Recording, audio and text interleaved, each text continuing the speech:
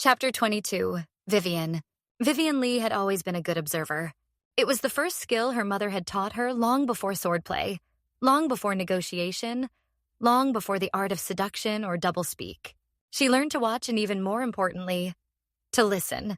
Listen longer than they think you are, Lady Mexian had once said. And you'll know them better than they know themselves. So she watched and listened. From the shadowed gallery above the inner courtyard, where incense burned low and paper lanterns glowed with the softened promise of morning, below, Ethan Joe moved through his sword forms. No flash, no aura flaring off his blade, no elemental flourish or chi bloom, just breath, steel, and unshakable control. Thrust, parry, head strike, slash, repose, basic movements, solid footwork. He was precise in a way that was maddening, centered in a way that annoyed her. She'd seen him take Qinglin's silence without hesitation, watched him fold it into his grip like it had been waiting for him. He never boasted about it.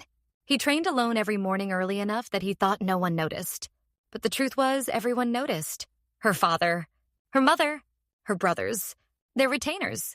They all saw the quiet Joe son-in-law rise with the sun, train until breath became discipline, then wash, dress, and vanish into whatever studies consumed him. What did he study? She had no idea. Vivian hadn't spoken to him in almost 2 weeks. He hadn't sought her out either, which was slowly driving her mad. The Empire still whispered about him, quietly, like a story no one wanted to admit they believed. He moved like someone unafraid to be seen failing. The sword didn't reject him. He knelt and still won. He hadn't gone drinking with her brothers, hadn't shown his face at the dueling pits, hadn't indulged in the world-class brothels of Moonlight City, hadn't tried to prove anything. He was, in all measurable ways, irrelevant. And yet, no one said his name lightly. No one ignored him when he spoke. Vivian stepped back from the railing and returned to her chamber. The tea was cold, the scrolls untouched. She couldn't focus. Not lately. She still saw Jin Shun, who had been beaten by her family but was recovering. They still talked about politics, sect disputes, unfinished poetry. He was still handsome, still charming. Just last week, he'd brought her a charm bracelet. She'd smiled, thanked him. It probably cost him a month's salary. She hadn't worn it. She couldn't bring herself to, because if she wore it, her husband might see. And that was a complication she didn't feel like explaining. 2 years ago, when she and Jin reconnected, her heart had stuttered when he looked at her. That had surprised her. Now it still fluttered, just not as much. He still called her Vi, still looked at her like she was the only fixed point in a spinning world. But lately, it felt like he was waiting for a version of her that no longer existed. And worse, something she wouldn't admit aloud. She didn't miss him as much when he left. Not like she thought she would. It was almost ironic. She had told her husband, her blood bond, that he was banned. Banned from her bed, her heart, and her proximity. And now the one she supposedly banned him for was slowly losing space in her heart. This wasn't the way it was supposed to go. The knock was polite. 2 soft taps against the lacquered wood of her study door. Vivian didn't look up. Yes? The door opened. Ethan Joe stepped in with his usual quiet grace. Robes crisp. Hair damp. He looked recently bathed, refreshed. Composed and handsome. The bastard. How dare he come to her room looking so composed. And handsome. Damn it. He gave her a polite nod. Not a bow. Not awkward. He looked. Finished. Like this wasn't a conversation. Just a scheduled line item. I'll be leaving for a few days, he said. The traditional return to the bridegroom's household. His grin twitched wider. Though I suppose this time it's the return to the groom's parents. Vivian blinked once. Your parents? He nodded. My mother's expecting me. It's customary. You might not know this, but it's usually the wife who returns to her birth home after the wedding. She brings gifts, apologies, grovels, that sort of thing. She set her scroll down, deliberate and careful. Yes, I'm familiar with the custom. She was. She'd watched her brothers do it. The lot of them. They'd made fun of the tradition, but followed it anyway. Her eyes met his. You'll be bringing gifts for my in-laws? Yes, Ethan said. They were already arranged. I selected them ahead of time. Nothing exclusive, but enough to satisfy protocol. Modest, respectable. My mother and sisters will love them. Vivian raised a brow. I won't embarrass the house, he added softly. Of course you won't. You would never do anything inappropriate. She didn't say it. I know you're busy, he said. I don't expect you to come with me. Her spine straightened. You don't expect me to come? He shook his head. Traditionally, the husband, or in this case, the wife, might attend. But it's not required, especially in noble pairings like ours. I thought it best not to impose. Her jaw tightened. I see. My mother will be disappointed not to meet you, he added. But she understands the nature of our marriage. Vivian looked at him fully then. He wasn't provoking her, which just irritated her more. She had barely seen him this month. She had expected that, wanted it even. But now he stood here, telling her he would represent the Lee family, that he'd already arranged the gifts, prepared the apologies, excused her absence, and never once asked her to come. He didn't even consider asking, as if she weren't part of the arrangement, as if he didn't need her to be. That's all then? She said, voice like polished ice. He nodded. I'll be gone no more than 3 days, likely after you leave for your White Lotus sect retreat. I'll probably be in the city after that, working on my lab. She said nothing. She studied him, and the more she looked, the less she understood. He was going home after a month in her household, wearing her name, and he sat there with that contented look on his face. Vivian blinked. It hadn't even occurred to her, not once, what it must feel like to be the groom and still play the bride, returning home with gifts, tribute, apologies, as though he had been traded away. She might have expected a man to resent that, be humiliated by it, but Ethan seemed faintly amused. Are you embarrassed? She asked suddenly. That earned a flicker of surprise. He snorted. Embarrassed? She nodded. To return with gifts like a married daughter, wearing my name, living in my house. Ethan tilted his head, a wry glint in his eyes. No, I knew what I was marrying into. She studied him, and for the first time she couldn't decide whether that made her respect him more or feel something dangerously close to guilt. That's all then? She said coolly. He winked. Don't miss me too much. She paused. The wink threw her off so much she had to stifle a laugh. Something almost like a smile touched her lips. He turned to go, then paused at the door. Traditions are strange things, he said, especially the ones that ask you to bow for something you never asked to be given. The door clicked shut behind him. Vivian sat perfectly still. Vivian hadn't moved since the door shut. She remained at her desk, spine straight, gaze fixed on the closed doorway as if Ethan might return, as if she might call him back. She didn't. She wouldn't. Her tea had gone cold. Again. She reached for it anyway, sipping as if nothing was wrong, as if something hadn't shifted. Then came the second knock. Light. Rhythmic. May. Vivian didn't look up. Come in. May entered with a satisfied little smirk and a scroll tube cradled in both hands like a gift she was far too proud of. Well, she said brightly, now that your husband has abandoned you, shall we review the material?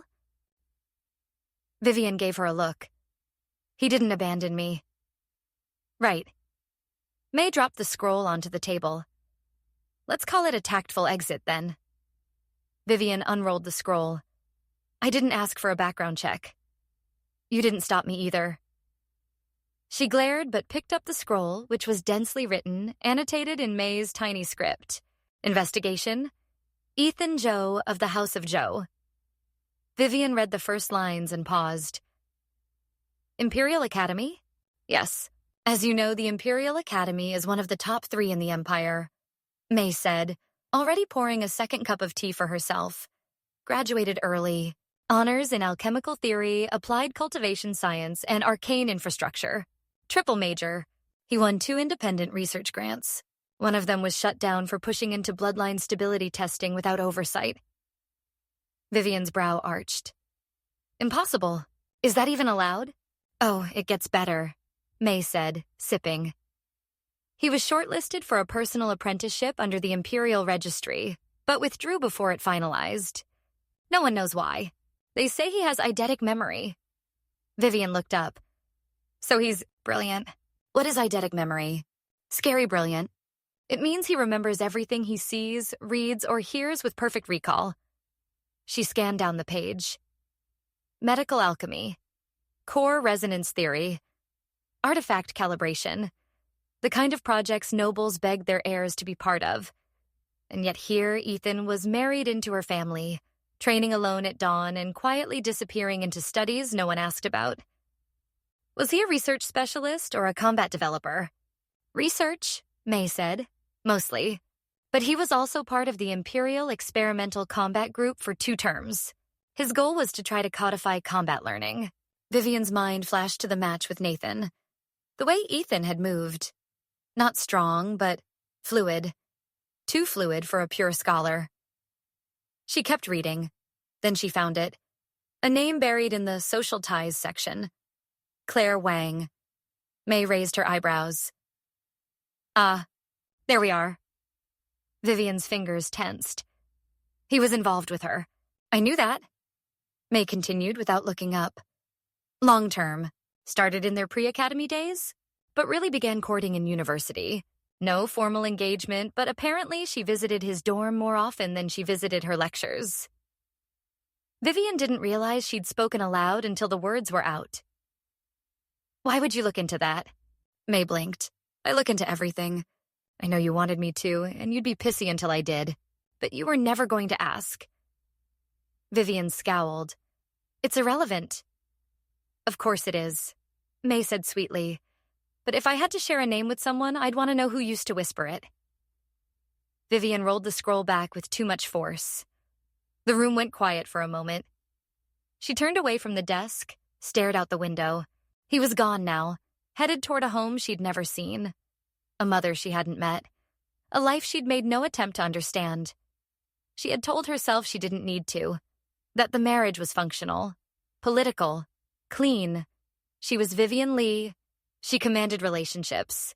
She didn't ask for them. May cleared her throat behind her. There's one more thing. Vivian didn't turn. Let's hear it. Well, May said slowly. Apparently the Joe family has neighbors. A minor noble-class couple. Hardworking. Not terribly influential. And their daughter. Marie-Celine. 18. Right. Apparently she's very taken with your husband. Vivian turned. May tried and failed not to grin. She's been vocal. Claims she's going to marry him someday. She wants all the babies. Her parents are planning to visit while Ethan's home. You know, coincidentally. Vivian said nothing, but the cold inside her shifted. Are you suggesting I should be jealous? She asked finally. Of a child? May said, waving a hand, ironically ignoring that Vivian was only 20 herself. No, but the appearance of inattention can be damaging. You are, after all, the heir to House Lee. Vivian's face smoothed over. Yes, I am. And leaving your husband unaccompanied on his return visit while rumors swirl and neighbors bring their daughters might suggest. May trailed off. Vivian didn't need it said. She turned back to her desk, sat slowly, took a breath, then stood again. Tell the royal stylist I'll need to depart within 2 hours. May blinked. We're going? Vivian nodded. I won't have it said that the heir of House Lee allowed her husband to be paraded around like an unattended servant. May bowed low, eyes dancing. Understood. Vivian looked toward the road that led toward the outer gates. He was probably halfway there by now. Still calm. Still unreadable. That was fine. Let him be unreadable. She'd remind the world exactly whose name he wore. Chapter 23, Daniel. Daniel wasn't expecting anyone to be waiting when he stepped into the outer courtyard in the middle of the day. The sky was pale gold, the stones still cool underfoot. He wore the formal traveling robe he'd been issued. After the wedding muted gray with understated gold trim, it felt ceremonial enough to pass without drawing attention. That was the goal. Leave quietly. Be respectful. Handle the visit. Return. No fuss. Assuming you can control yourself around your asshole brother, Daniel thought toward Ethan. And your former flame, of course. He could almost feel Ethan's snort in response. But he stopped short when he saw Lord Li Junhua already standing at the courtyard edge, flanked by 2 house stewards and a servant holding a scroll case. Daniel bowed instantly, deeper than usual. My lord, I didn't expect... Junhua raised a hand. Spare the formality this morning, my son-in-law. Daniel straightened cautiously. Lord Li didn't smile, but there was no steel in his expression either. I had hoped to accompany you today, he said. Tradition favors it, but something requires my attention within the intersect. It can't be helped. Daniel nodded. He hadn't expected Zhenhua to come. He couldn't even get his wife to accompany him. Of course, it humbles this son-in-law that Lord Zhenhua even considered the tradition. Zhenhua gave a rare smile. Fear not, my son-in-law. Your parents will be properly honored. I will send formal word. Extend an invitation for them to visit us properly when it's appropriate. They raised a fine son. I'd like to thank them in person. Daniel blinked. That was more than he expected. Far more. Thank you, my lord, he said, voice even. They'll be honored. He was about to step back. Assumed the conversation was over when Lord Li gestured toward the waiting carriage. It was a full Li family ceremonial coach-crested, rune-etched, warded in layers he could feel from several feet away. 2 elite riders stood beside it, one bearing his personal seal. You'll ride in that, Zhenhua said plainly. It's properly warded and properly staffed. More importantly, it sends the right message, that the son-in-law of the Li family is not to be trifled with. Daniel's throat tightened. He bowed again. You're being too generous, my lord. Zhenhua glanced at him. Nonsense. I would do as much for my sons. He turned to the stewards. Show him the second. Daniel followed their movement, confusion growing until a second carriage rolled forward. Smaller than the first, but heavier. Guarded on all sides. It was made of reinforced stonewood, and the sigils along its base shimmered with security enchantments. The lead steward opened the back panel and gestured inside. Weapons polished and at least epic grade. Sealed boxes of elixirs, some already marked for internal stabilization use. A weighty purse, imperial standard coinage, and finally a scroll case and an embossed land deed. Deliver these to your parents, Lord Li said. From House Li to House Zhou, Daniel stared. Zhenhua continued, voice flat but not unkind. It's tradition. We send a dowry return. And this is a small gesture of thanks for raising someone we're proud to claim. Daniel opened his mouth, closed it, then bowed again deeper this time. I will deliver them personally, and tell them everything of your grace and honor, my lord. Zhenhua nodded once. I expect no less, son-in-law. Without another word, the lord of House Li turned and walked away, leaving a thoroughly bewildered Daniel in his wake. I swear you've bewitched this entire group. Daniel didn't know what to say to that. The final scroll had just been sealed in the storage case when a steward approached with a small velvet box in hand. For you, the man said, bowing. From the Patriarch. Required for all outbound communication. I am told it's the latest model, not even in stores yet. Daniel opened it. Inside was a crystal roughly the size of a small egg-dark blue, faceted like obsidian, but alive with light beneath the surface. As he touched it, the internal lattice shifted threads of gold and white flickering like circuitry, forming slow, deliberate pulses.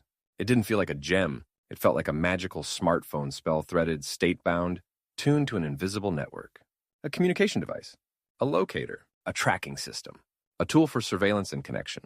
Elegant and terrifying all at once. Activate it, the steward said. Your identity must be bound to the signal registry. Daniel raised the crystal to his lips and whispered the default seal break phrase. The crystal glowed faintly. Then Lord Li's voice came through clear and formal, touched with just enough warmth to feel unsettling. Ethan, this communication crystal is registered with the State Messaging Authority. It will allow you to relay messages directly to the estate and other licensed recipients. Directional projection, long-range pulse linking, encrypted data transfer, it's all there. You're expected to check in regularly. And the estate is too quiet without your voice in it. The light faded. Daniel stared at the crystal in his palm. It was, functionally, a smartphone. A magical state-tracked smartphone.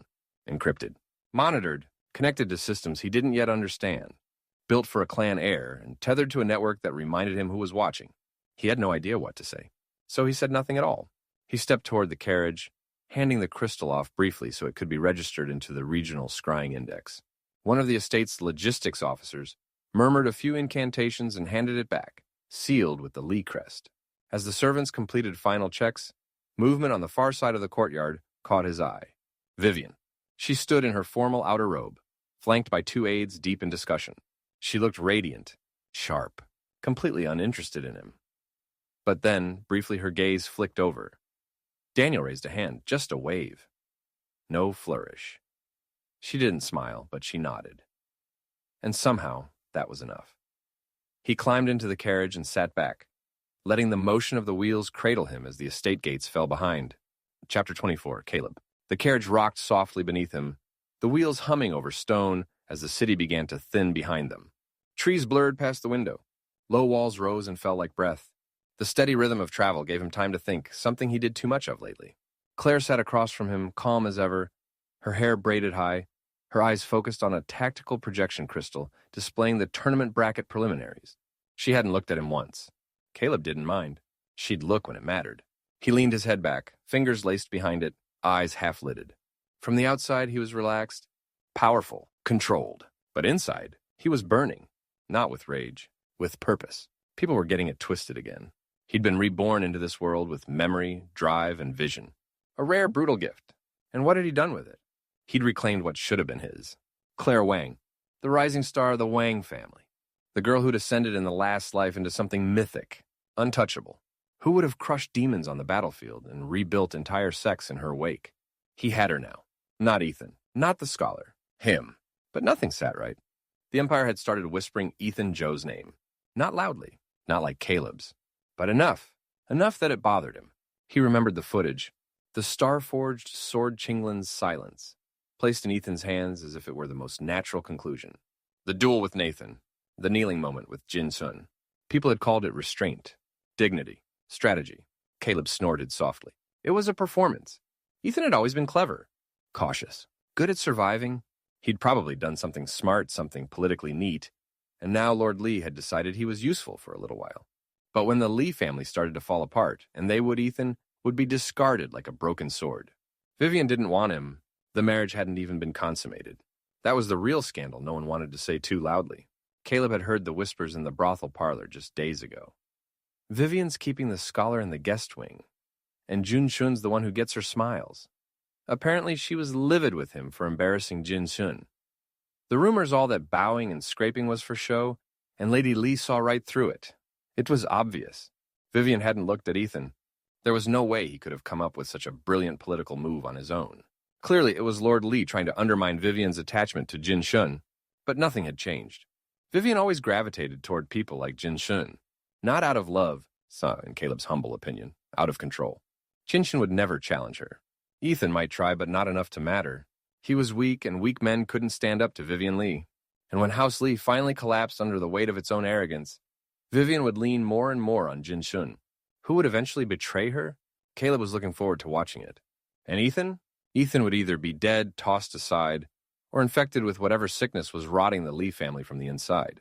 That was fine, because Caleb had plans. He just had to figure out how Claire did it. In the last life, she had ascended fast. Too fast. Her family had money, sure, but not that much power. Not enough to move the way she did until she broke away. She became something larger, more dangerous. He had watched her from a distance, never able to get close enough before it all ended. But now she was his. And if he could just unlock whatever had triggered her growth, he could rise too. Not beside her, in front of her. The real power in the Wang household. The one pulling the strings, not playing the part. He glanced at Claire now, still reading, still composed. And he smiled. She didn't need to love him, though she clearly did. It was too easy. But what he really needed was for her to talk to him. Rely on him. Trust him. Then he would take everything that was his. Let Ethan kneel. Let him be honored like some clever pet. Let him carry gifts and titles and borrowed prestige. Because when the Empire started breaking again, Caleb would be ready. And this time, he wouldn't just survive it. He'd own it. Even his younger sisters, Emily and Elise, 17-year-old twins, emerged from the side hall, wide-eyed and whispering behind embroidered fans. They were just old enough to be impressed without hiding it. Caleb gave them a polished smile. Only his younger brother Ryan stood silently behind their father. 14 now, still growing into his limbs. He watched Claire with quiet intensity, his posture trying to mimic Caleb's. Caleb met his gaze and nodded once. Ryan looked down immediately. Caleb's grin widened. He knew how this would land. Claire was sharp. Claire was a prize. And because Ethan had always been so private, the family didn't really understand the depth of the betrayal when Caleb seduced her out from under him. Not that he should feel guilty for that. His place on high was always destined. It was why he was reborn. Claire bowed with perfect timing, complimented the stonework, smiled in exactly the way their mother had always wanted a daughter-in-law to smile. And now she stood here shining as servants delivered tribute. The gifts were tasteful, expensive, rare. Everything a Tier 2 house should bring when visiting their in-laws. It was still such a contrast from when he returned home in the last timeline. Ethan would experience it too. He would arrive. Alone. No Vivian. No elite entourage. No ceremonial wealth. And when he walked into the same courtyard with the same family, There would be no comparison. Caleb would make sure of it. He took in the lotus blossoms blooming in the back garden, the sound of Claire's voice complimenting his mother's cooking, the way his father's eyes flicked just briefly toward the scroll with the Wang seal. Everything was lining up, and this time, he'd be the one who got it right.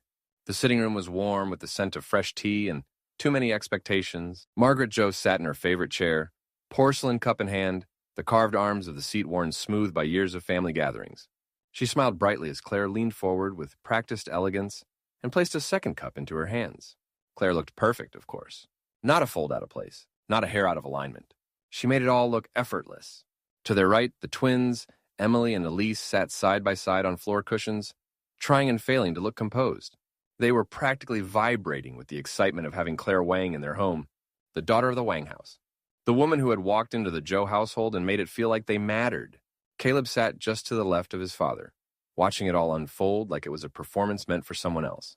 And maybe it was. He leaned back slightly, letting the comfort of the room settle into his bones. This was what he'd wanted, wasn't it? His mother doting, his sisters fawning, his wife shining like a prize. He was the eldest son. He had returned victorious. So why did it feel like he was holding his breath? The door opened. No fanfare, no announcement. Just the quiet creak of hinges and soft footsteps over polished stone. Ethan walked in, holding a gift bundle, a scroll case, a modest lockbox, and a well-folded cloth parcel tied with a single gold-threaded knot. His robes were simple but clean, tailored with the Lee crest embroidered in muted tones on the sleeve. He bowed first to Margaret, the mother, then to Robert, father, then to the rest of the room. Apologies for my late arrival. Margaret stood, flustered, setting her cup aside with more clatter than usual. Ethan! Oh, it's good to see you. You look well, you look very well. Ethan smiled. You're kind to say so. His voice hadn't changed, but something else had. Caleb stared at him, brow tightening. He couldn't put his finger on it. Ethan's posture was straighter, his steps more assured. There was weight in the room now that hadn't existed a month ago. Something pressed behind his shoulders when he moved. A tension that wasn't arrogance, but wasn't meekness either. Even Claire looked up from her cup. Her eyes sharpened just a little, calculating. And Caleb felt a flicker of heat in his chest. When did he get taller? Ethan handed the gift bundle to Margaret, who opened it slowly. A bundle of well-aged tea from the eastern coast. A set of rare inkstones with silver marbling practical, elegant. A ceremonial shawl for his mother, enchanted against wind and temperature. None of it screamed wealth, but every piece was chosen with care. And it worked. Margaret was beaming. You brought gifts? Caleb asked, smiling as he passed Claire another cup. Ethan nodded. A modest offering. Lady Lee regrets she couldn't attend, but she sends her respects. Lady Lee. Not Vivian. Not my wife. Caleb leaned back, just enough for the words to feel casual. Of course, not every wife gets to attend the return, he said smoothly. Some unions are, more ceremonial than functional. The room dipped into a quiet beat. Robert's gaze shifted. Claire's fingers stilled on the tray. The twins exchanged a quick glance. Only Ethan didn't react. He simply adjusted the sleeves of his robe and replied, The Lee household has many obligations. I'm grateful they allowed me the time. It wasn't a denial. It wasn't a defense.